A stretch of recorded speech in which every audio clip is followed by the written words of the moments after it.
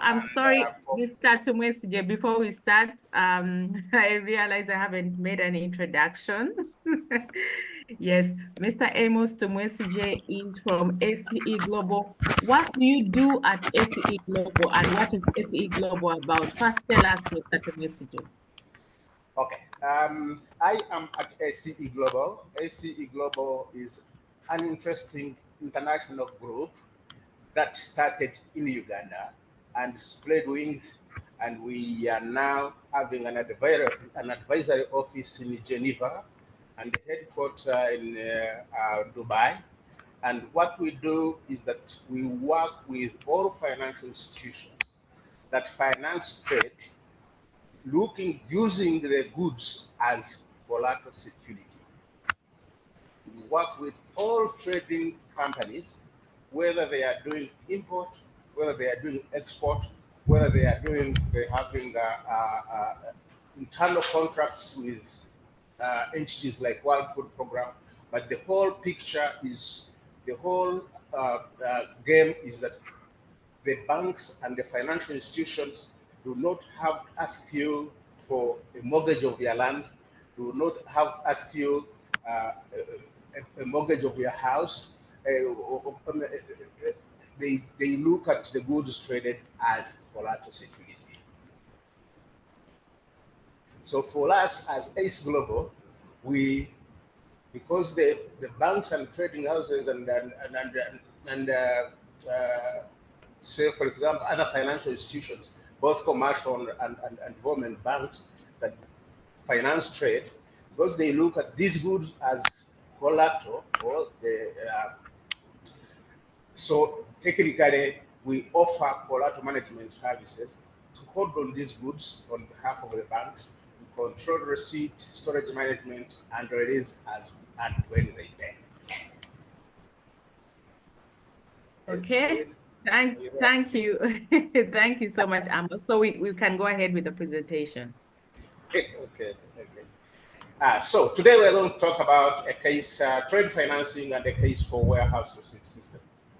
And for purposes of not being so technical, whenever you are listening in, as our dear listeners this morning, just think about a warehouse, a big storage facility, a big storage warehouse, or a big store.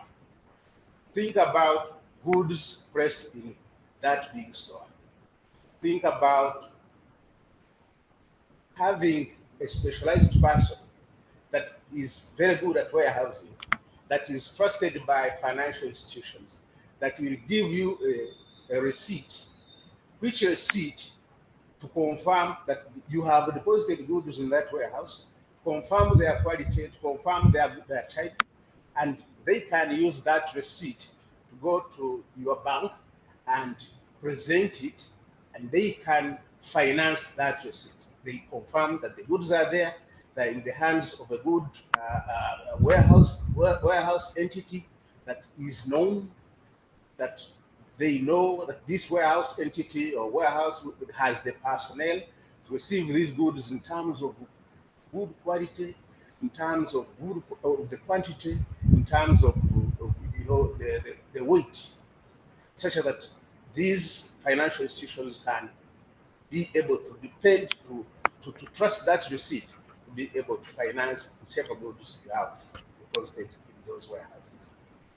Okay, so that is so. For the layman, keep thinking about a warehouse, goods deposited, and a receipt that you can use to get financing.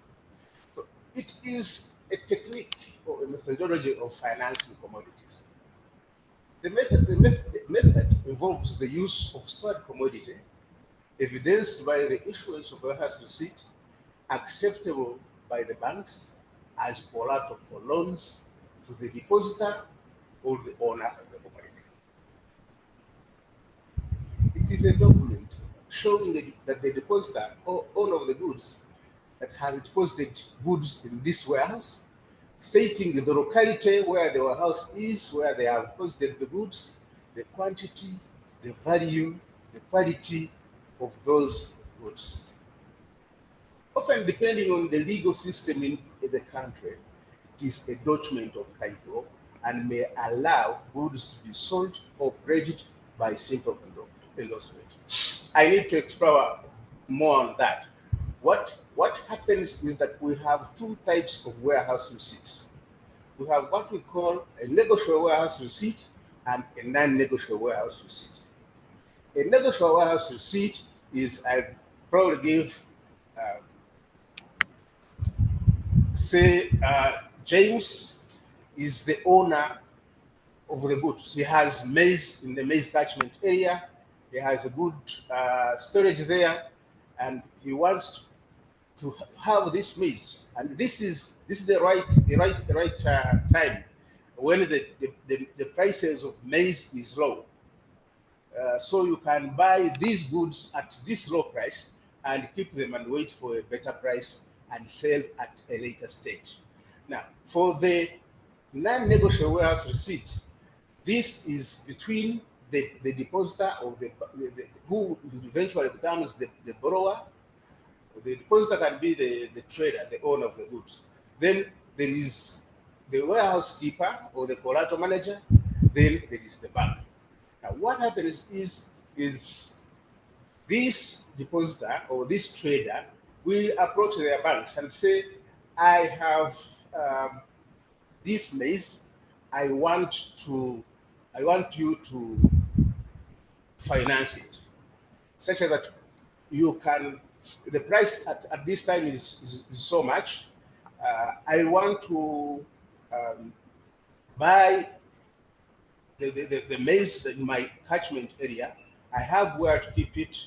I keep it, and if I want money against the maize that I have deposited, if I have deposited 3,000 metric tons of maize, I can say, give me 50%, so that I can use it to buy more maize or to do my other businesses.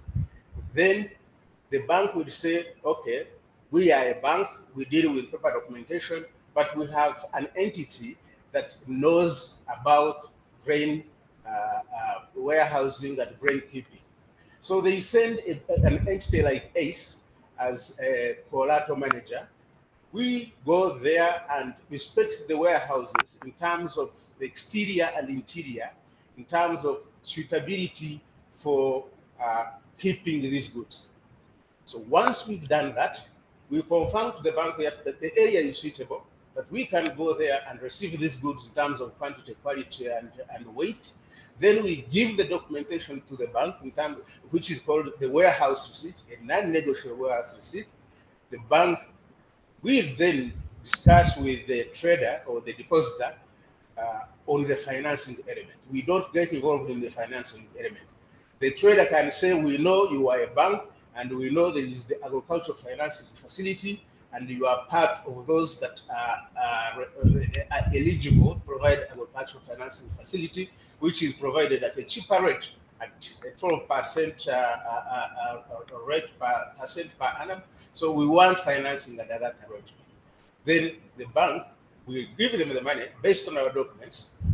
Now, if the trader, after maybe 3 months, the price has improved and they want to sell, the mathematics is that they must first go and pay the bank what the bank financed plus the interest, and then the bank will give us a release instruction for those specific lots that they had financed, and we release the goods to the trader to be able to release the goods to the buyer, say World Food Program.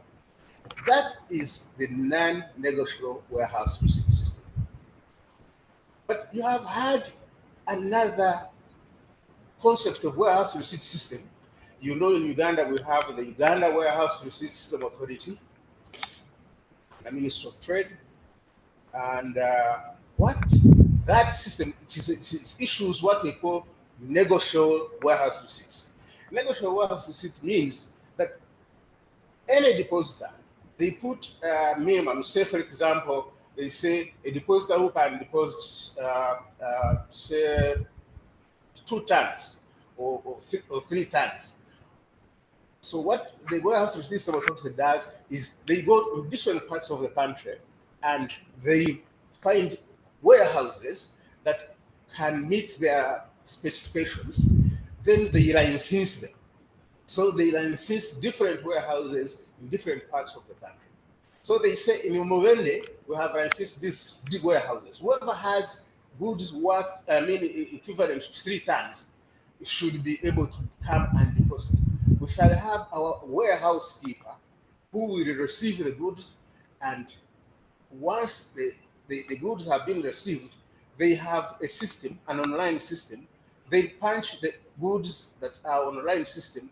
They create a warehouse receipt online for the goods. This online system will go to the warehouse receipt system authority in Kampala, whether the goods have been deposited in Jinja or in Gulu or in Ajman. The goods will come online, and they are at the collection center. That will be a documentary online documentary collection center, and then that will indicate to whoever is interested that there is grain in this area, there is grain in this area, there is grain in this area. Of course, what would happen is that that would act as a commodity exchange. A commodity exchange is simply an area of where buyers and sellers meet. The sellers have representatives who represent them at that platform, and they can negotiate the price of meat, of goods, of grain, and then they can buy the goods online. Now, the warehouse receipts, the negotiable warehouse receipt instrument, why they say it is transferable or tradable, is that the owner of the warehouse receipt, if owner is John, the other one is James. James can buy this warehouse receipt from these goods from John by just simple endorsement. Simple endorsement on the back of the warehouse receipt. And by endorsing that warehouse receipt from John to James, James becomes the owner of the goods. Or alternatively, you can take this warehouse receipt and pledge it to the bank. So you can endorse it to a bank that gives you money, and then the bank has a pledge on the goods. The goods remain for you, the owner, especially when you have not sold the entire lot that you deposited. Then the bank will have a pledge on part of the lot of the goods that you have deposited. So now, what is the difference between a negotiable warehouse receipt and non-negotiable warehouse receipt? A non-negotiable warehouse receipt is, we have the bank, we have the depositor, and the collateral manager. The bank is the one that has financed. So the warehouse receipt is made to the bank that has deposited, and it is the entity to whom the warehouse receipt has been made out to that has the authority to release the goods from the warehouse.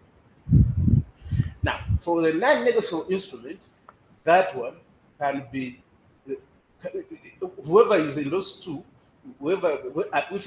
If I say I write and endorse it to another party, that's the party that will be given the goods, because whoever takes there at the warehouse, a warehouse receipt to release the goods, is the one that will get the goods using that document. Okay. Any questions so far? I think I am following very closely. Yes. Questions late. We'll get the questions later. Okay. So that's what I've been describing is that the non-negotiable association is made out to a named party, and it's that party that can authorize the goods from the warehouse, like the bank. And the non-negotiable associate is made to the order of the person or bearer of the negotiable instrument. So if I endorse it to you, you are the person that is supposed to get the goods from the warehouse. Okay. Still, this is what has been being discussed. Non-negotiable warehouse receipt is a receipt is made out in the name of the lender. The warehouse receipt remains in the keeping of the bank. The depositor looks for the buyer for the goods. The depositor sells the goods. The buyer is instructed to pay into the account in the bank that financed the goods. The bank authorizes the release of the goods. Partial releases are acceptable, and once the bank gets the money or the receivables into the collection account, they remove the original loan plus the interest, and the balance is flagged into the is remitted into the depositor's account. And then for negotiable warehouse receipt, delivery of the goods is made to the bearer of the warehouse receipt upon surrender to the same. Then the warehouse will release the goods. Partial releases of the goods are allowed. Delivery of the warehouse receipt represents symbolic delivery of the goods. If it is lost, it can be repressed, but it is, of course, by court action, it has to be completely ruled out that it is not only hidden, but it is lost. Whereas then is limited to charges listed in a particular receipt. Use is mainly for storage of goods while traded on the commodity exchange. Principally, the negotiable instrument is, applies to commodities that are traded on the commodity exchange. Who are the players? The banks, trade finance departments in the banks who have the depositors, access the finance for trade, the collateral managers who have the custodial responsibility of the goods trading, and then we have the insurance companies which provide cover for the goods while still storage. Then government for regulation in the case of the regulatory warehouses instrument. For your information, for the government, we've been battling this in many parts of the world. I've been at this game, I think, for 27 years. When I left university, and I met somebody from Switzerland who was consultant to banks. We first did this with the my friend Ochichi. We have tried to do this when he was at trade. It's now called Trade Development Bank. That one was the other time it was called PTA Bank. So we did some transactions with Ochichi. What we were able to do and able to achieve. So we moved this within 27 years. We're the first collateral managers to be able to manage this. So we've been trying to do this government regulatory warehouse receipt. Yesterday, but one, I think I received a business warehouse receipt document from the Uganda Warehouse Regulatory Authority in Kampala, and we are going to try to make sure that in this season we implement the warehouse receipt system through the negotiable instrument. So that we are going to do, and then see how we can succeed. Okay, then the farmer or trader will deposit commodity and authorized warehouse receipt. The warehouse receipt will be issued and will be presented to the bank who advances the loan to a proportion of the market value of the commodity. Warehouse receipt will remain the keeping of the bank. Later, farmer or trader looks for buyers for the commodity. Buyer is instructed to pay sales proceeds directly to the bank that has financed. Bank authorizes the release of the commodity from the warehouse to the buyer. By surrendering the warehouse receipt, bank recovers original loan from proceeds of sale and remits the balance to the depositor. Okay, so the role of collateral managers really is to receive the goods in accordance with agreed parameters. The the parameters must be, the quality parameters must be very clear, quality and quantity, and based on that to be able to, and those are the parameters between the buyers and the sellers, to make sure that the goods are actually received and are not rejected when the bank has, finished having paying money on it. So the role of the collateral manager is very, very clear. They must be able to be at the head of their game in terms of knowing the product that is being financed. If it is coffee, how is coffee graded? How is coffee? Which is the coffee that is payable? That is traded? Is it? Are you going to finance ACE or what we call the FAQ, fair average quality? Are you going to finance the graded beans in terms of those which are able and ready to be shipped? The screens between 18, 15, 17 these days. Some traders do 17. Are you going to do 12 or 15? So all that. If this is vegetable oil, this trade happens in many goods. Even vegetable oil works out there. We are out there at Mount Meru in Lila. We are receiving the soya bean. We are receiving say sunflower. In terms of raw form, we monitor the production process. We receive the oil and we hold on the oil. If you want to sell the oil, go pay the bank and the bank gives us a release instruction and we release. But we are able through doing that to know what the outcome is. We put in so much of raw and we do the squeezing. How much of the liquid are we expecting? So through experience, through our different countries, we are able to do that. I do this even of course, in places like Mozambique, we do quite a lot of imports. So the imports are a little bit better. But we also do warehouse receipts financing of fuel. So you find like in Tanzania, we are at the ports and we are receiving fuel. We do the checking of what has arrived and we do the dipping, we check the quality with the government sometimes.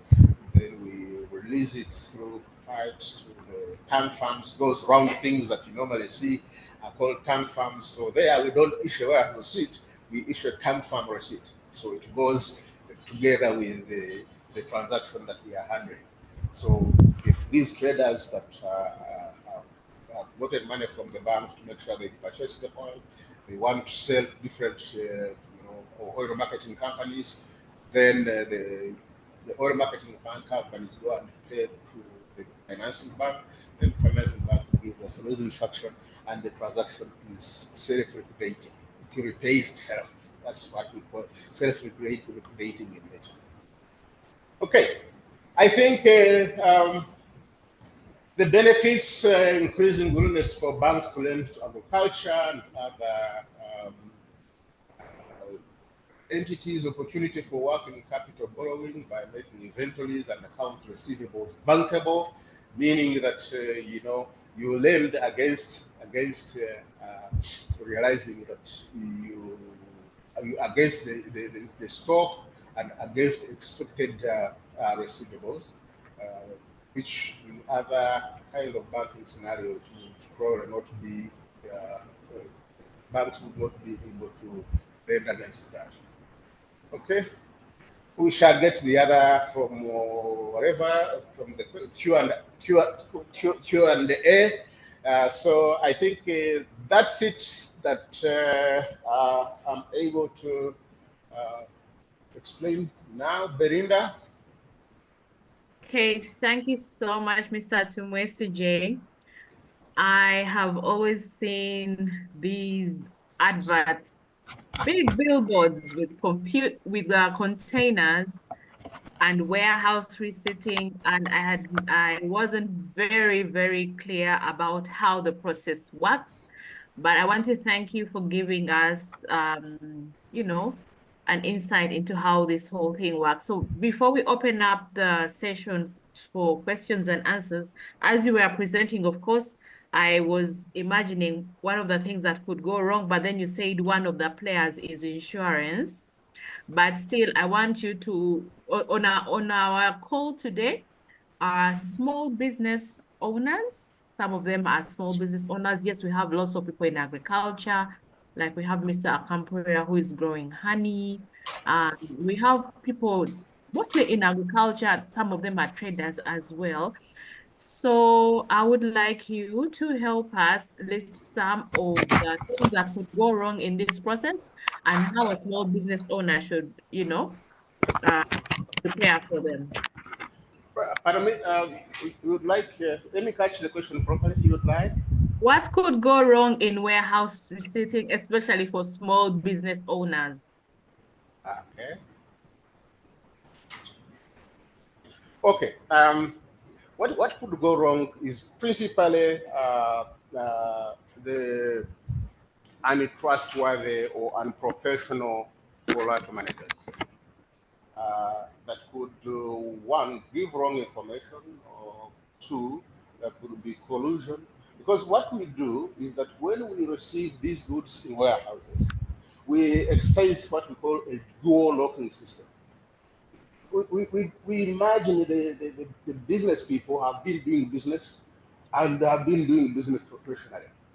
That when you are doing a business, then you have to make sure that all of these pillars are very clear.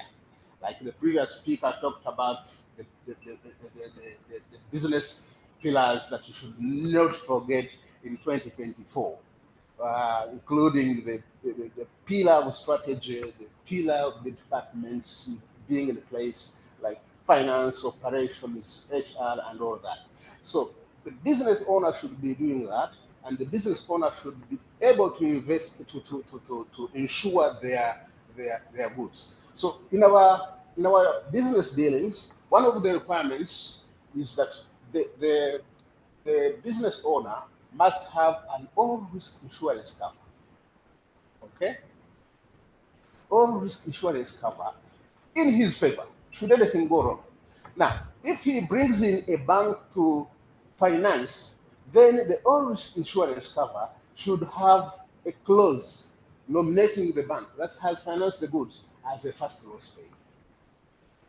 For the collateral manager will have what we call a professional indemnity insurance cover. Professional indemnity is like for a medical doctor. Medical doctor working on your client. Should anything wrong, then professionally should be able to have a recourse. The collateral manager is providing collateral management services. They are looking at the goods as a collateral security. Should anything go with these goods in terms of there is, for example, miscellaneous disappearance of the goods. You were there. We encourage financial institutions that finance under that arrangement to come and visit the warehouse without informing us and check. They have a report on a Friday of what is the status of the stock report, of the stock in the warehouse. On Monday, they go back without even informing us and find. If we said we have 5,000 metric tons and they find that they are actually 4,500 metric tons, and there is no sign of breaking. There is not even reported. There is not even a case that is reported at police. That implies that probably there should have been collusion between the warehouse keeper and maybe the representative of the client. Who, because when we are saying dual locking system, they put their padlock. During, and we also put our padlock as collateral manager. They also put their padlock. They open together, they close together. Every evening they should know what is remaining in the house. Every morning they should count and see what is remaining in the house. So insurance plays that way, and that way should be able to mitigate some of those risks.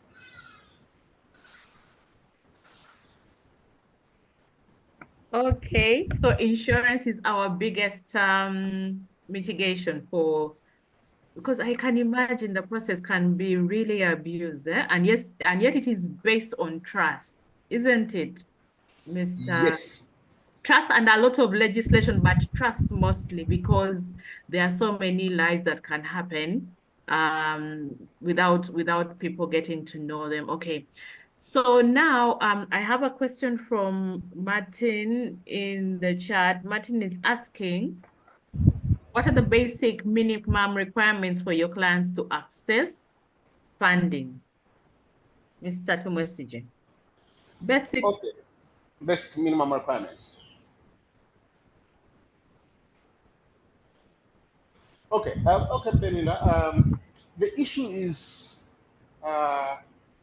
when I'm discussing these services, I want the listeners to know that still for accessing money for trade, the main channel or the main party that is doing that is releasing financing is a bank or any other financial institution. Or we have venture capital firms, some of them not in Uganda, venture capital companies for whom we are holding transactions for here. So think about having approached your financial institutions. They are the ones that will give you the financing requirements. But as I advised you, it's better if you are doing commodity financing to go to financial institutions that have the mandate to give the cheap capital, the cheap financing, like UDB with the agriculture finance facility, agriculture finance facility of maybe 12%, and then the 10%, I think, for assets. Post Bank does that. We have, these other commercial banks like Equity, Stanbic, DFCU. We all have facilities with those people. So, best minimum requirements is to approach these ones for them to be able to accept you your trade finance requirements. Now, the issue is, how much do you need to borrow? So when you go to how much, then because why do we go here? Why do we go this way? Is in traditional setting, the traditional finance setup, you approach the bank and they say, how much money do you need? Then they say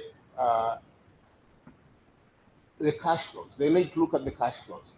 And the cash flows have to be very robust cash flows that will support the financial requirements. The assumptions, the assumptions for the cash flows must be very robust. The way Ochichi puts it to us when he's talking about financing. Yeah? The propositions for the accessing the financing must be robust, that they are not likely to change the way you put it. Then they say, how much money do you need? Cash flow positions, collateral security. The issue is about collateral security. You may have a deal with World Food Program. World Food Program has given you, say, for example, a deal supply maize of 500, say, let's use Uganda shillings of 20 billion Uganda shillings. Now, in the traditional setting of asking for finance, the bank would want you to have the assets. If you go the assets way, would want you to have the physical assets worth maybe 150% of the 20 billion, or 120% of the 20 billion. Now you find you have the capacity to mobilize the maize and really fulfill and supply this contract. But your assets are insufficient in terms of value to meet your trade requirements, to meet the money that you need to be able to buy the milk and be able to trade. And that's why the issue of collateral management or the issue of warehouse receipts financing comes in. Because the warehouse receipts financing will not want to look at your physical assets. They would want to look more on your cash flows and be able to confirm that they will have the goods. They will have the goods that even if you failed to pay the loan, the agreements are clear. They can pick the goods and sell the goods and be able to recover quickly the financing. Okay. So I am still, I will get back to you with another question that has come to my mind. We are taking questions to Mr. Tumwesigye about warehouse receipting, and Chris Musana is asking, what are the costs of the collateral management services to the small business owner?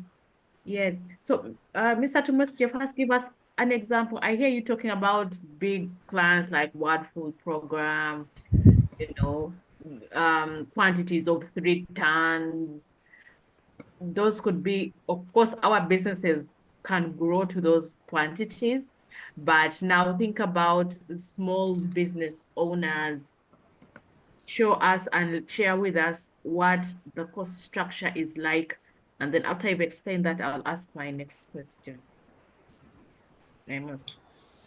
Okay, thanks, Belinda. For small business owners, that's why the Uganda Warehouse Receipt System Authority has gone around the country licensing different warehouses. Okay? So these different warehouses, they can allow different depositors or multi depositors to bring their goods in these warehouses at a small fee. So there will be what we call a tariff chart. So on this tariff chart, there will be a cost, say, for storage. If you have brought the maize, for example, that is not very cleaned, there will be a cost for cleaning. Okay, there will be a cost for, say, for example, if you have brought the maize when it is not very well dried, there will be a cost for drying. So that one should be able to, say, for example, like now the situation that we are in, that we are having maize that is at a low price. You may even decide to put this maize in this because you are a small village farmer. You do not have even good storage space, eh, where you find people begin storing maize where the goats are sleeping. So to avoid all that, you take it to this licensed operator, whether you are in Guru, whether you're in Kitgum, whether in Fort Potro, whichever part of the country you are. Then once you put it there, this should be the model to be able to take care of these small depositors. Then the small depositors, even if you have your 5 bags, you can put it there. These storage fees and cleaning fees, some of them you can avoid. You make sure you take it there when it is very well cleaned. There are many lectures that are taking place. The Uganda Green Council is doing quite a lot in terms of sensitization of different players on how to effectively do the cleaning, the drying. Once you take it there when it is cleaned and dried, then you avoid those costs. You put maybe you incur a storage cost for, say, for example, 3 months. And you might find if the grain is at 500 grams, 500 shillings today, because of the glut production, maybe three months later it will be 800 grams, 800 shillings. Okay, I know there is a challenge that you need some money for the day-to-day, for the airtime, for the data, for the paraffin, for the soap, for so that's challenge is what makes you take these pledge these goods, and then the financial institutions. I think even the microfinance companies will be able to jump in and be able to, uh, rather than finance you the way they've been financing you. Some of them asking you your land title. then you can save that kind of ruthless financing and embrace this financing. So as long as we embrace the warehouse receipt system, then we should be able to address some of these challenges. Okay, interesting conversation here. We have a question from, oh, okay. Martin is still saying, what is the minimum level of capital? Okay, Martin, please switch on your mic and engage with Stephen. Martin, can you please switch on your mic and engage with Stephen so that maybe we can understand your question better? Martin? Hello, Martin.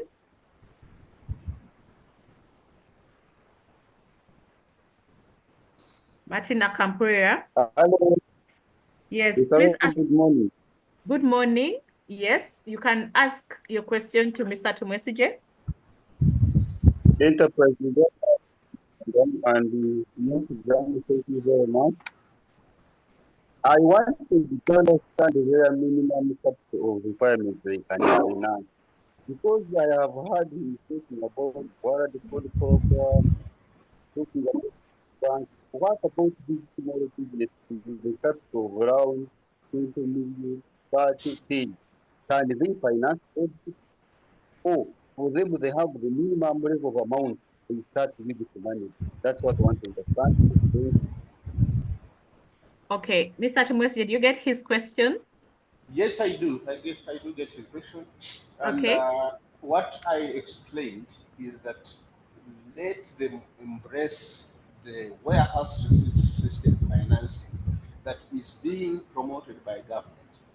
That the Uganda Warehouse Receipt System Authority has licensed different warehouses in different parts of the country. Now, in these different warehouses, irrespective of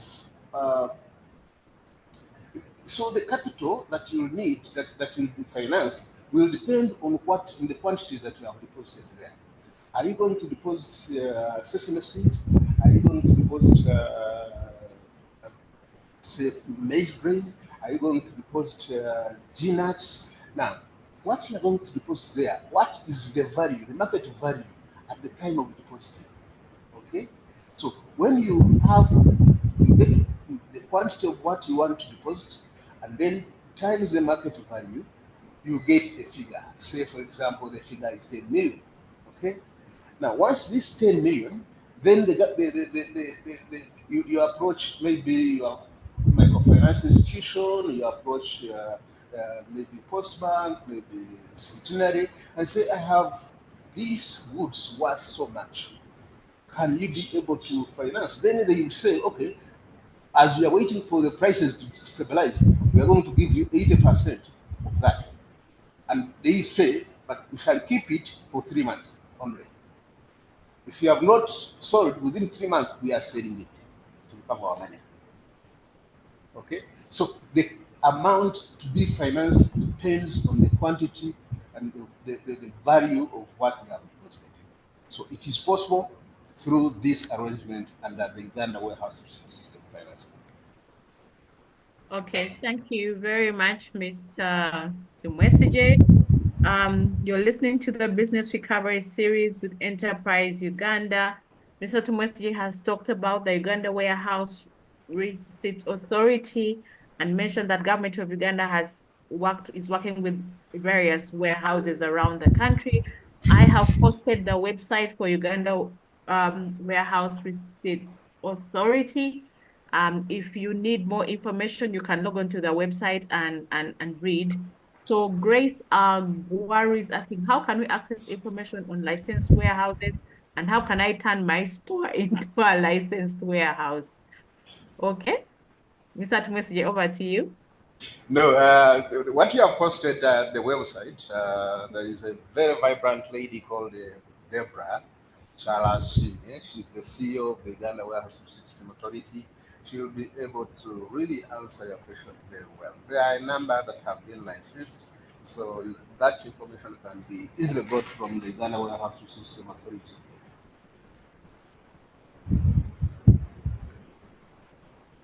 Now to my question, Mr. Tumwesigye, at what point does taxation come in?